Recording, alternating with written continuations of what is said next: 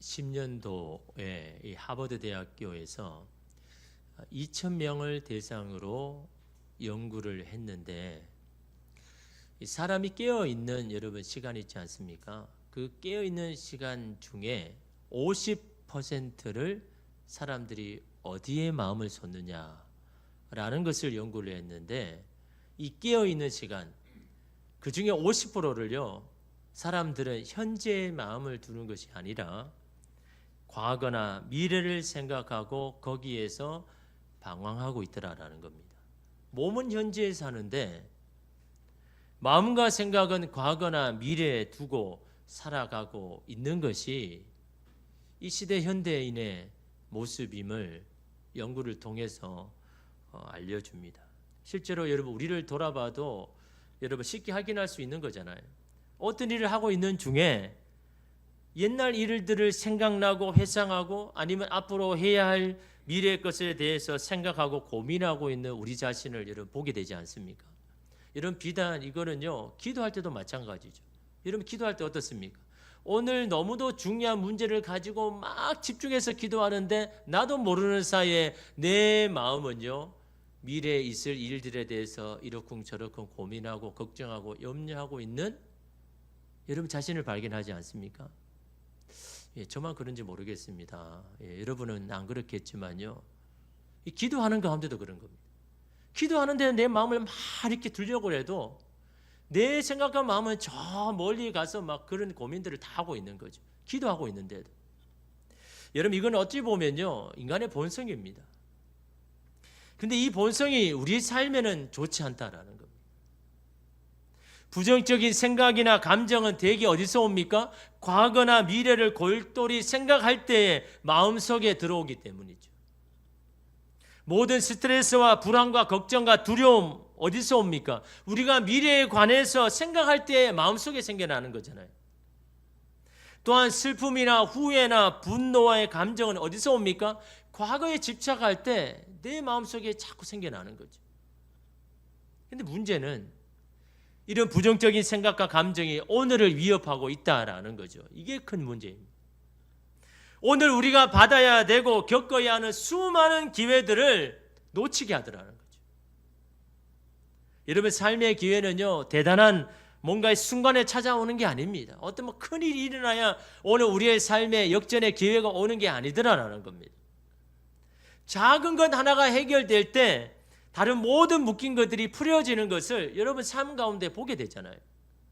그렇게 풀리지 않던 사람과의 어떤 관계가 그 사람의 한 가지 이해가 인정되고 이해되어질 때 모든 관계가 다 풀어지는 것을 여러분 보게 되잖아요. 여러분 그 사람이 다 이해되어 가지고 관계가 좋아지는 게 아닙니다. 한 가지 그게 풀려지면요. 한 가지 그 사람에 대한 이해를 하게 되면요. 다 풀려지는 게 여러분 이게 인간관계 아닙니까? 누군가의 섭섭한 마음도 그 한마디를 통해서 여러분 마음이 녹아지는 게 여러분 이게 인간이더라라는 거죠. 이처럼 인생의 많은 기회는요 오늘 현재에 우리에게 주어지고 있다라는 겁니다. 그런데 우리의 마음을 사로잡고 있는 부정적인 생각, 감정들이 오늘에 집중하지 못하게 하더라는 겁니다. 그 수많은 기회들을 다 놓치게 만들고 있더라라는 겁니다. 그리고는 막연한 미래를 바라보면서 원하고 있는 것이 여러분 오늘 우리 아닙니까? 막연하게 잘 되겠지. 미래는 잘 돼야 될 텐데. 오늘에 집중하지 못하고 오늘 하나님이 주시는 기회들을 다 놓쳐버리고는요. 그냥 막연한 미래에 대한 기대만 하고 있더라라는 거죠. 오늘에 집중해서 산다는 것이 미래에 관해서 절대로 생각하지 말라거나 과거에 대해서 절대 회상하지 말라는 그런 말이 아닙니다. 과거에 관한 추억은요. 어떨 때는 우리에게 오늘 기쁨과 여러분 위로를 가져다 주기도 하지 않습니까? 인생의 가장 큰 교훈은 과거의 성공과 실패를 돌아볼 때 오는 경우가 참으로 많죠. 여러분 성경은 미래를 위해서 열심히 준비하고 계획하라라고 성경은 말하고 있지 않습니까? 그럼에도 불구하고 오늘에 우리가 집중해야 되는 것은요.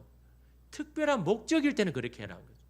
특별한 목적일 때는 과거를 돌아봐야 되고 미래를 계획해도 좋지만 대부분의 경우에는 현재에 집중하는 것이 우리에게나 주변 사람들에게 참으로 유익되더라라는 겁니다. 오늘 말씀이 여러분 그 이야기를 하고 있습니다. 오늘 말씀은 예수님과 사마리아 한 여인과의 여러분 대화가 지난 후에 일어난 일 아닙니까? 예수님과 제자들은요 아침 일찍부터 뜨거운 태양 밑에서 열심히 걸어왔습니다. 근데 해가 정오에 이렇게 12시가 되니까요 너무 지친 겁니다. 더위에. 그래서 예수님은 한 우물가에 앉아서 있고 제자들은 먹을 양식을 위해서 마을로 간 겁니다. 그때 우물가에 앉아있던 예수님 앞으로 한 사마리아 여인이 우물을 길러 오죠. 그때 예수님이 한 게 뭘까요? 그 여인에게 말을 건넵니다. 말을 건네는 게 뭐 그렇게 대단하나? 유대인 남자가 사마리아인 여인에게 말을 먼저 건다.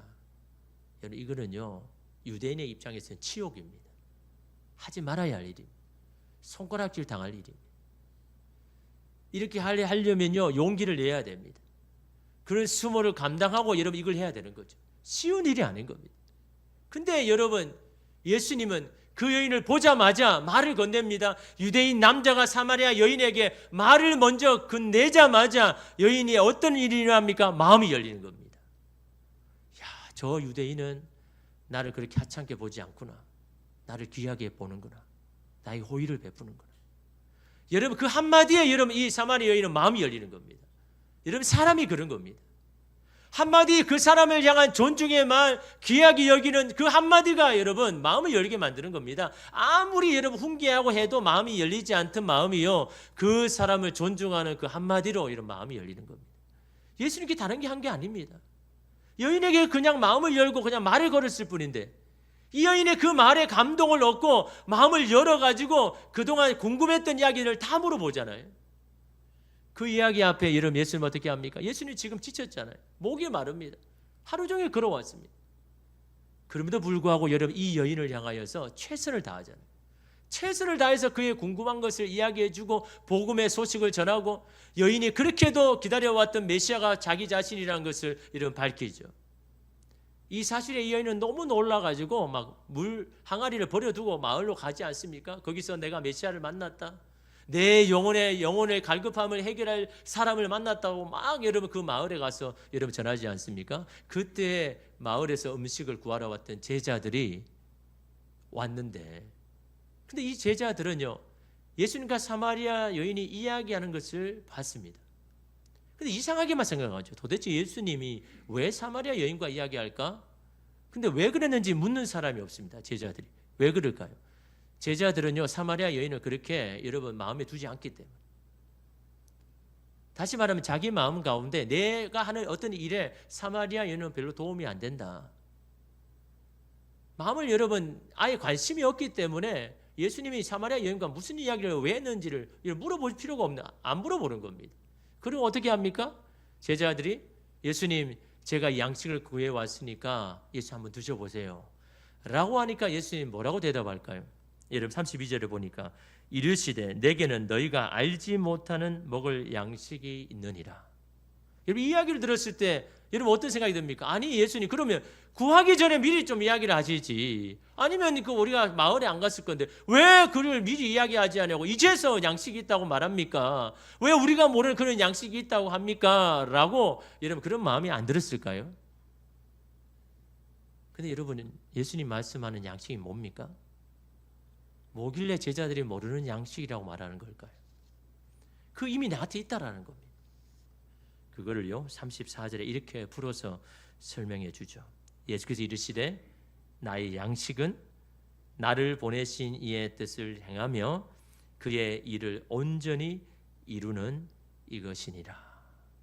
육신의 양식을 말하는 게 아니죠. 영혼의 양식. 내 영혼에 참다운 내 영혼을 살리는 양식이 뭐라고요? 나를 보내신 이의 뜻을 행하며 그의 일을 온전히 이루는 것. 다시 말하면 그 일을 내가 지금 했기 때문에 이미 나는 내 영혼의 양식을 받았다 라고 말씀하고 있는 겁니다. 영혼의 양식이 뭐라고요?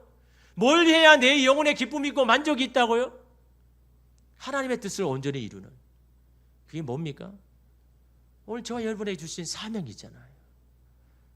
하라고 하신 일이잖아요. 목숨을 걸고 해야 할 일 아닙니까?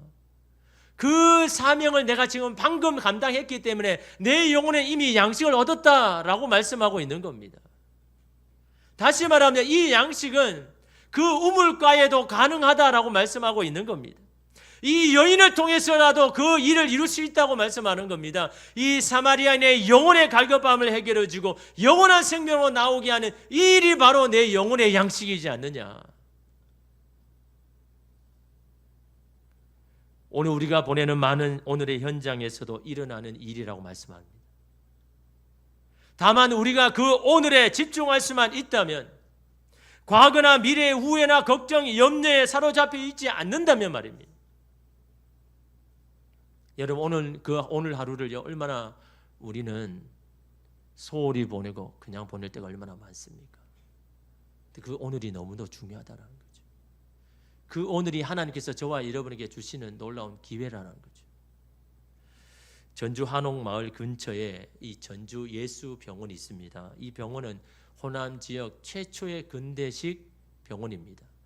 선교사들이 이 땅에 와서 지은 병원이죠. 이 병원을 통해서 그 당시 열악한 의료 환경에 있는 환자들이 많은 치료를 받았습니다. 이 병원의 12대 병원장을 역임했던 의료 선교사인 데이비드 실 박사, 한글 이름으로는 설대위 박사가 남긴 글이요, 이 병원 설립 기념석에, 이 병원을 설립하면서 그 앞에 이 병원의 취지, 이 병원을 어떻게 했으면 좋겠다는 그 취지를 기념석에 이렇게 적어 놓았습니다. 예수의 이름을 지닌 이 병원이 병원 이상이 되기를, 그리스도가 거하시는 장소가 되기를, 괴롭고 희망 없는 이들이 예수 그리스도를 만나고 육신의 치유와 영혼의 평화를 얻기를. 이게 이 병원을 설립한 목적이고 이유다라는 거죠. 예수 이름만 있는 병원이 아니라 그 이름을 지닌 그 병원이 많은 영혼을 살리고 회복시키는 그 일에 쓰임받는 그런 병원이 되기를 원합니다 라는 그런 취지로 이 병원을 여러분 설립했는데, 그가 강연으로 남긴 그리스도인 의사의 10가지 신조를요, 이 예수병원 건너편 전주 기독교 근대 역사 기념관에 그렇게 전시해 놓았습니다. 그리스도인이면서 의사가 된 자는 이 10가지 신조를 가지고 복무해야 된다라는 거죠. 이 10가지를 잠깐 보면요, 첫째, 생명에 해를 끼치지 않도록 하라. 둘째, 인간을 거룩하게 여기라. 셋째, 여러분의 생애는 오늘을 위한 것이다. 넷째, 오늘은 이 환자에게 소중한 날이다. 다섯째, 진리는 모든 일의 척도다. 여섯째, 치유는 하나님으로부터 온다. 일곱 번째, 찾고자 애쓰는 만큼 발견하게 된다. 여덟째, 기도는 하나님의 영적 역동성에 참여하는 것이다. 아홉째, 위로는 형제의 고통에 동참하는 것이다. 열 번째, 모든 환자를 예수님처럼 대하라. 이게 그리스도인 의사가 가져야 할 10가지 신조라고 말합니다. 이 10가지 신조만 가지고 여러분 이 땅에 있는 의사들이 감당하면 참 얼마나 좋을까. 육신만 치료하는 게 아니라 마음과 영혼을 치료하는 이런 그런 의사가 또 안 되겠습니까?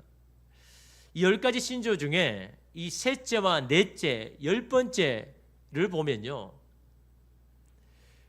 우리가 살아야 할 이유와 목적이 바로 오늘을 위한 것이다라는 이 오늘을 굉장히 강조하고 있지 않습니까? 피곤하고 힘든, 그래서 그냥 쉬고 싶은 오늘은 병으로 고통하는 환자에게는 너무나 소중한 시간이다. 그걸 기억해야 된다. 너는 지금 피곤하고 힘들지만 네 앞으로 오는 그 환자에게는 이 시간이 얼마나 소중한지, 그 오늘이 얼마나 소중한지를 기억해라라는 여러분 그 이야기 아닙니까? 오늘을 만나는 모든 환자를 예수님처럼 귀하게 대해라. 오늘이 얼마나 중요한지를 거듭 말하고 있지 않습니까? 하나님의 놀라운 기적 구원의 역사가 바로 오늘 일어난다라는 겁니다. 그러기에 그 오늘을 소홀히 여기지 말라는 겁니다. 그 오늘을 통해서 일어난 놀라운 치유와 회복과 기적을 기대하라 라는 말씀 아닙니까? 예수님도 그 오늘이 이 여인에게 너무도 소중함을 알았기 때문에 이 여인을 위해서 최선을 다하지 않습니까? 비록 피곤하고 지친 몸이지만, 자기 앞에 오는 여인을 돌아보는 마음, 그 여유, 그 관심이 여인의 아픔을 돌아보게 하였고 그 여인을 향한 하나님의 놀라운 뜻을 온전히 이루는데 여러분 최선을 다했지 않습니까? 여러분 만약에 예수님께서 과거에 매여 있었다면, 좀 전에 제자들이 서로 높은 자리에 있으려고 막 다툼을 하고 싸움을 하는 그 모습을 보면서 낙심하고 화가 나고 막 분노하고 막 그랬다면, 그 마음으로 여러분 그 우물가에 있었다 그러면 아마 이 사마리아 여인은 그냥 물만 깃고 그냥 돌아갔을 겁니다. 여인에게는 아무리 일도 일어나지 않겠죠. 만약에 여러분 예수님이 미래의 마음이 메여가지고 앞으로 내가 감당해야 할 일, 감당해야 할 고난, 감당해야 할 십자가만 생각하면서 막 거기에 있었다 그러면요, 오늘 이 여인이 하나님 앞에 받아야 할 그 놀라운 기회를요, 이 여인은 그냥 놓쳐버리고 그냥 여러분 마을에 들어가서 영혼의 갈급함으로 그냥 여러분 불평하면서 인생을 살아갔을 겁니다. 그 오늘의 예수님은 최선을 다했고 그 여인과 만나는 이 시간이 그 여인에게 너무나 소중한 시간이었기에 예수님은요, 그 하나님의 뜻을 이루고자 그 오늘 그 현재를 사용하셨습니다. 오늘 여러분이 만나고 있는 사람이 누구입니까? 오늘 여러분에게 주어진 일들이 무엇입니까? 과거나 미래의 일로 오늘 여러분이 만나는 사람을 소홀히 대하고 있지는 않습니까? 하나님이 주신 기회들을 그냥 흘려보내고 있는 것은 아닙니까? 잠시 과거나 미래에 표류하는 생각을 중지하고 오늘 현재에 집중한다면 하나님이 내게 주신 놀라운 일들을 우리는 보게 될 겁니다. 예수님은 과거와 미래에 매여 있는 제자들에게 현재에 집중할 수 있는 방법을 오늘 말씀을 통해서 제시합니다. 35절에 보니까 너희는 넉 달이 지나야 추수할 때가 이르겠다 하지 아니하느냐? 그러나 나는 너희에게 이르노니 너희 눈을 들어 밭을 보라. 희어져 추수하게 되었도다. 세 가지를 말씀하는데요. 첫째는 뭡니까? 눈을 들어. 이것은 육체의 눈, 마음의 눈 모두를 이야기하죠. 눈을 들으라는 거죠. 지금 보고 있는 것들을 확인하라는 겁니다. 지금 마음의 눈이 무엇을 보고 있는지를 살펴보라는 겁니다. 너의 눈이 어디에 가 있는지, 과거에 있는지, 미래에 있는지, 너의 눈을 떠서 네가 너의 마음의 눈이 어디에 있는지를 확인하라 말씀하죠. 두 번째는 뭡니까? 밭을 보라는 거예요. 눈을 들어 어디를 보라고요? 오늘 저와 여러분에게 주신 밭, 보내신 그곳, 그것이 소명의 자리 아닙니까? 현재 누가 우리와 함께하고 있는지 주변을 살펴보라라는 말씀 아닙니까? 그 사람은 자녀일 수도 있고 배우자일 수도 있고 동료일 수도 있고 잠깐 스치는 사람일 수도 있는 겁니다. 그 사람이 누구든지 하나님이 생각나게 하시는 바로 그 사람이 바로 우리가 추수해야 할 밭이다라고 말씀하고 있는 겁니다. 그렇게 그 밭에 집중해라. 그 밭에 지금 무슨 일이 일어나는지를 확인하라라고 여러분 말씀을 하고 있는 겁니다. 하나님이 주시는 밭에 마음을 두지 않으면 그 밭이 지금 어떻게 되는지 알 수도 없고 관심도 없을 겁니다. 관심을 가져야 그 밭이 보이는 겁니다. 관심이 있어야 그 밭에 무슨 일이 일어나는지를 여러분 알 수가 있는 겁니다. 셋째는요, 희어져 추수하게 되었도다라고 말합니다. 지금 바로 추수할 때라는 거예요. 넉 달이 지나야 추수할 때가 아니라 바로 지금 현재 네가 추수하러 지금 나아가야 되는 거다. 왜 여러분 희어져가는 추수할 때가 바라보라고 말씀합니까? 네가 바로 그 추수에 나가야 할 뭔가를 액션을 취해야 된다. 거기에 나가야 된다라고 이런 말씀하고 있는 겁니다. 회사에 너무도 몰두해 있는 한 직장인이 있습니다. 그의 생각은요, 온통 회사 일뿐입니다. 물론 회사가 잘 돼야 월급도 많이 받고 가정이나 애들에게 더 많은 것을 줄 수 있고 더 풍요로울 수 있기 때문에 여러분 그렇게 시작을 했지요. 그러니까 모든 일이 회사의 일이 중심입니다. 그러다 회사가 어려움에 처합니다. 자신의 일자리가 흔들립니다. 그러자 미래에 대한 염려, 근심이 옵니다. 여러분, 뭔가 하나가 잘못됐는데 여러분의 삶이 전체가 흔들리면요, 그것이 여러분의 우상이고 그것이 여러분의 안정감입니다. 여러분 그걸 생각하셔야 되는 거예요. 내가 뭔가 하는 일들이 잘못됐을 때 내 삶의 전체가 흔들린다. 여러분 그것이 여러분에게 우상인 겁니다.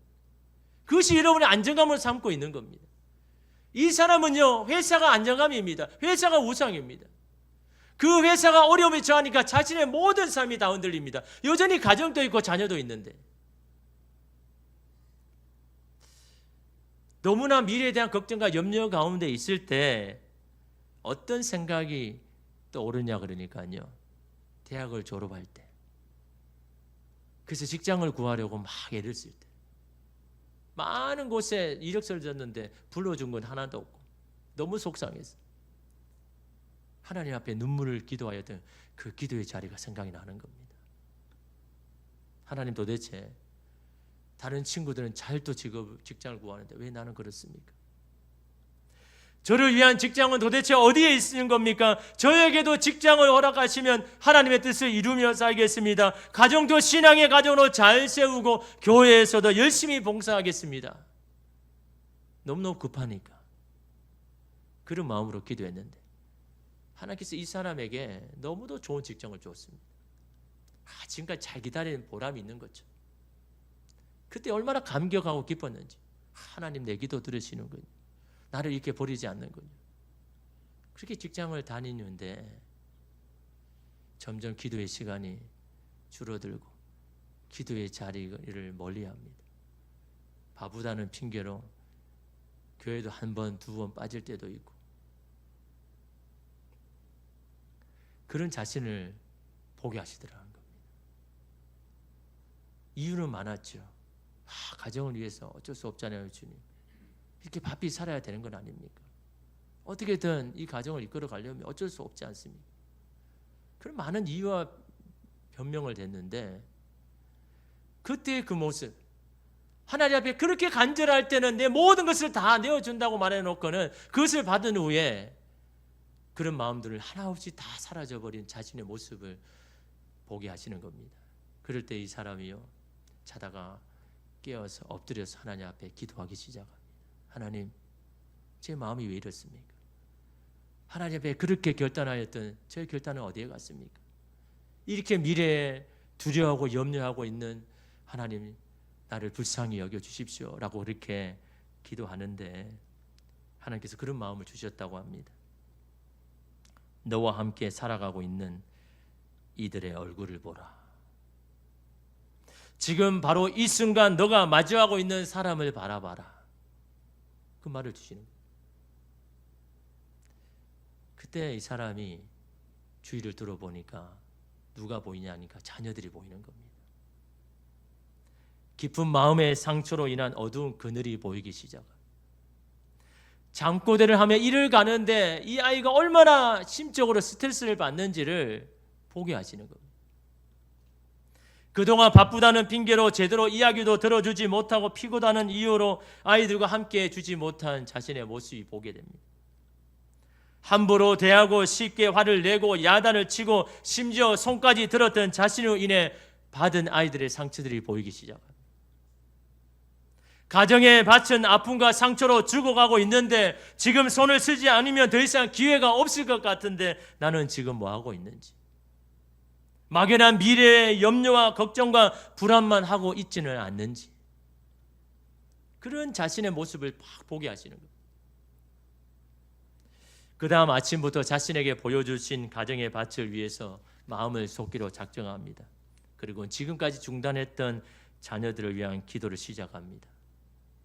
단지 잘되기만을 바라는 것이 아니라 하나님의 나라와 뜻을 위해서 사용되는 자녀가 될 수 있기를, 아픈 마음의 상처들이 회복되기를, 가정이 다시금 믿음의 가정으로 세워지기를, 서로 위로하고 격려하고 힘을 주는 가정이 되기를 위해서 기도하기 시작했습니다. 근데 기도 위에 달라지는 것은 아이들이 다시 달리 보이기 시작하더라고요. 이제는 그렇게 말도 안 듣고 고집불통이었던 아이를 바라볼 때 막 화가 치밀어 오르고 한심하게 여겼던 그 마음에 아이들의 마음이 보이기 시작합니다.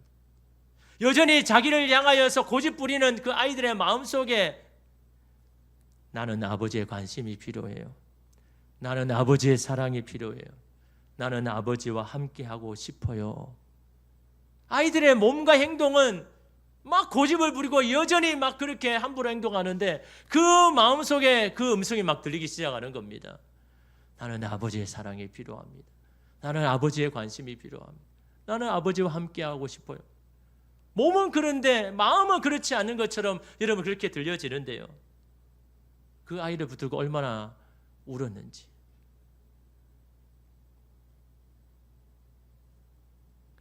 훈육한다고 바르게 잡아놓겠다고 손을 대고 매를 들었던 자신의 모습이 생각나니까 얼마나 후회가 되는지, 그것이 아이에게 얼마나 큰 상처가 되는지를, 그러면서 그 다음부터 한 건 다른 게 아닙니다. 그냥 다가가서 안아주는 겁니다. 막 고집을 그냥 뒤에서 안아주는 겁니다. 안아주면서 기도하는 겁니다. 하나님, 이 아이를 불쌍히 여기소서, 긍휼히 여겨주소서. 내가 다 하지 못한 그 사랑, 하나님의 사랑 부어주십시오. 막 그렇게 고집부릴 때 하는 게 다른 거 아닙니다. 예전 같으면 막 야단치고 막 손을 들고 막 매를 들어야 할 그때에 그냥 뒤에 가서 안아주는 거예요. 그냥 품어주는 거예요. 그리고 기도해 주는 거예요. 그런데 아버지의 마음도 바뀌었지만요, 아이들의 행동이 점점 잦아지는 거예요. 막 공격 성향, 막 그렇게 폭력적인 아이들도요, 점점 마음이 잦아지는 거예요. 아이들이 안정감을 찾아갑니다. 그러니까 가정의 분위기가 달라집니다. 근데 더 놀라운 거는 그런 이 자신의 안정감을 찾으니까요, 더 이상 걱정, 염려가 안 되더라는 거죠. 지금 내일 내가 잘려야 되는데, 내일 다른 직장을 구해야 되는데, 가정의 주인 되신 하나님이 나의 하나님이시고 내 인생의 주관자가 하나님이시다라는 이 분명한 사실 앞에 그런 나를 외면하거나 버려두지 않으려 할 것이고 나에게 가장 선한 길을 인도하여 주실 것이라는 그 하나님에 대한 믿음과 확신이 생기니까 더 이상 미래에 마음을 두지 않습니다. 미래 걱정, 염려하지 않습니다. 여러분, 오늘 우리가 마음을 쏟아야 할 대상은 누구입니까? 우리가 오늘 추수해야 할 밭은 어디입니까? 다시 눈을 들어 바라보십시오. 오늘 만나는 그 사람에게 지금은 너무도 소중한 시간입니다. 다시 올 수 없는 시간입니다. 이 시간은 오늘 우리에게 주시는 놀라운 하나님의 기회이고 선물이지 않습니까? 이러한 기회들을 과거나 미래의 마음을 빼앗겨 놓치고 있는 것은 아닙니까? 오늘 내게 주신 일들을 다른 일들의 마음이 빼앗겨서 소홀히 하고 있지는 않습니까? 지금 내게 생각나게 하는 사람, 보이는 일들은 바로 주님이 내게 주신 귀한 사명의 일이 아닙니까? 그 사명을 지금 감당하기 시작할 때 하나님의 놀라운 기적과 역사를 오늘 저와 여러분의 삶 가운데 베풀어 주실 줄 믿습니다. 눈을 들어 밭을 보라, 희어져 추수하게 되었더라라는 이 애끓는 주님의 마음이 오늘 저와 여러분의 심령에 들려지는 레마의 말씀 되어서 오늘 내 육신이 하지 못하는, 내 마음이 결단하지 못하는 그런 하나님의 놀라운 일들을 하게 만드는, 내 마음과 생각을 내게 주신 사명의 밭을 바라보며 그 일을 감당하기 시작하는 저와 여러분 되시기를 주님의 이름으로 축복합니다. 기도하겠습니다.